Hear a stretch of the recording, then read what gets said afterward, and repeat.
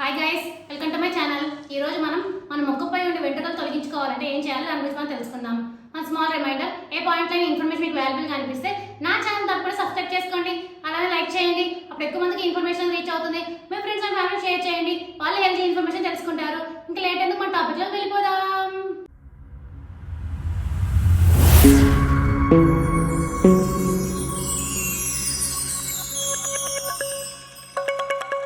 కొందరు మహిళలు ముఖంపై వెంట్రుకల సమస్యతో బాధపడుతూ ఉంటారు.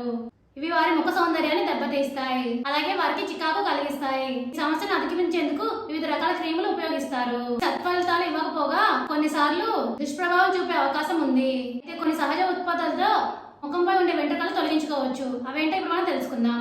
1 టీ స్పూన్ పసుపును పెరుగుతో కలిపి పేస్ట్ లా చేసుకోవాలి. దీన్ని ముఖానికి అప్లై చేసి 20 నిమిషాల తర్వాత కడుక్కోవాలి.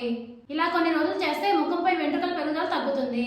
బొప్పాయి పండు మెత్తగా చేసి 1 టీ స్పూన్ పసుపు పొడి వేసి స్క్రబ్ లాగా తయారు చేసుకోవాలి. దీన్ని మీ ముఖంపై సున్నితంగా మసాజ్ చేసి 15 నిమిషాల తర్వాత మొహం కడుక్కోవాలి. ఇది మీ ముఖంపై జుట్టు కుదుళ్లను విచ్ఛిన్నం చేసి మృదువైన మంచి చర్మాన్ని అందిస్తుంది.